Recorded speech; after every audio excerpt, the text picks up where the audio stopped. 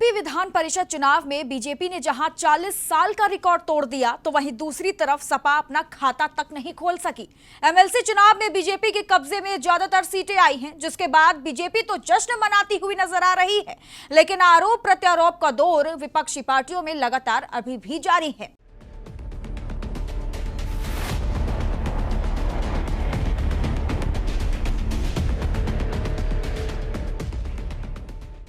MLC चुनाव के परिणाम आज सामने आए हैं, जिसमें ज्यादातर सीटें भारतीय जनता पार्टी के कब्जे में आई हैं, जिसके बाद से बीजेपी में जीत का जश्न मनाया जा रहा है। लेकिन विपक्ष की करारी हार के बाद विपक्षी खेमे में खलबली तो मची है, लेकिन आरोप प्रत्यारोप का दौर अभी भी जारी है। यूपी विधान परिषद चुनाव के नतीजे आने के बाद से सपा की तरफ से बीजेपी पर कई गंभीर आरोप लगाए गए हैं, जिसके बाद से बीजेपी के नेता बौखलाते हुए नजर आ रहे हैं। एमएलसी चुनाव के नतीजे आने के बाद से समाजवादी पार्टी ने बीजेपी पर आरोप लगाया कि भारतीय जनता पार्टी ने प्रशासन का दुरुपयोग किया है और प्रशासन ने भारतीय जनता पार्टी की बी टीम बनकर काम किया, जिसके चलते भारतीय जनता पार्टी की जीत हुई है। ये तो सत्ता का चुनाव होता है, जो भी सरकार में रहता है उसके उम्मीदवार अधिकांशतः जीत जाया करते हैं, क्योंकि सर ये चुनाव पब्लिक का तो होता नहीं है। ये चुनाव शासन प्रशासन अपनी ताकत से लड़ता है और भारतीय जनता पार्टी ने भी वही किया, शासन प्रशासन का उपयोग करके चुनाव को जीतने का काम किया है। जो वोटर हैं, प्रधान हैं, उनको 4.5 साल अभी 6 महीने पहले उनके चुनाव हुए हैं, 4.5 साल उनको जो है शासन सत्ता से सहयोग लेना है। ऐसे में कोई ग्राम प्रधान, जनप्रतिनिधि जिसको शासन सत्ता से सहयोग लेना है क्षेत्रों गाँव के लिए, वो सरकार का विरोध नहीं कर पाता, तो लिहाजा सारे लोगों ने जो है सरकार का साथ दिया और सरकार ने अपनी ताकत का दुरुपयोग करते हुए इन चुनावों को जीतने का काम किया है। और हमेशा से परंपरा रही है कि जो भी सरकार में रहता है वो अपने उम्मीदवारों को जिता लेता है।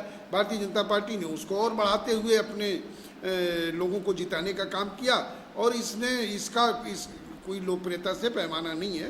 ये शुद्ध रूप से सरकार का चुनाव है। सरकार ने अपने पद का दुरुपयोग करते हुए इन चुनावों को जीतने का काम किया। इसी पर पलटवार करते हुए बीजेपी के प्रवक्ता का कहना है कि अखिलेश यादव को पहले अपना घर संभालना चाहिए, जनता के दिल में जगह बनानी चाहिए, तब किसी तरह के आरोप बीजेपी पर लगाने चाहिए।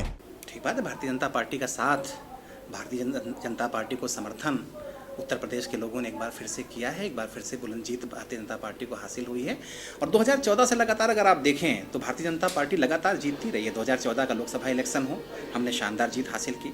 उसके बाद विधानसभा का इलेक्शन हुआ था, समाजवादी पार्टी कांग्रेस का गठबंधन हुआ था, लेकिन उसके बावजूद भी भारतीय जनता पार्टी ने शानदार जीत हासिल की थी। अगले लोकसभा इलेक्शन में 2019 में समाजवादी पार्टी बसपा साथ आए थे, कुल मिला के 15 सीटों में हमने उनको समेट दिया था। उसके बाद के जो चुनाव हुए थे 2022 में, अभी हाल में चुनाव हुआ, तब भी भारतीय जनता पार्टी शानदार जीत हासिल कर रही है। अब इस बार एक बार फिर से भारतीय जनता पार्टी ने बुलंद जीत हासिल की है। तो मुझे लगता है कि भारतीय जनता पार्टी का जिस तरीके का काम है, जिस तरीके से हम सभी का साथ, सभी का विकास की जो हमारी फिलॉसफी है, जो हमारा विजन है, जिस पर हम काम करते हैं, जिसको लेकर के हम आगे बढ़ते हैं, उसके चलते उत्तर प्रदेश के लोग भारतीय जनता पार्टी को पसंद कर रहे हैं और ये जीत का जो सिलसिला आज भी हासिल हुआ है, ये आगे बढ़ता जाना है।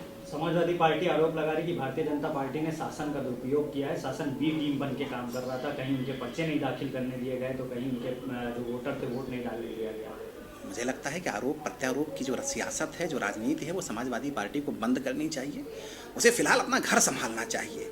जिस तरीके के हालात हैं समाजवादी पार्टी के भीतर, कभी शिवपाल जी कुछ कहते हैं, कभी कोई दूसरा नेता कुछ कहता है, अभी आजम खान के एक समर्थक हैं वो कुछ कह रहे थे, तो मुझे लगता है कि अभी फिलहाल वो समाजवादी पार्टी की चिंता करें, अपनी पार्टी की चिंता करें और लोगों के साथ किस तरीके से जुड़ना है इस पर मंथन चिंतन करें। देखिए, पहले डिजर्व कीजिए, फिर डिजायर कीजिए। तो मुझे लगता है कि अखिलेश यादव जी को सोचना चाहिए कि पहले वो डिजर्व करें कि उत्तर प्रदेश के लोग उनको गंभीरता से लें।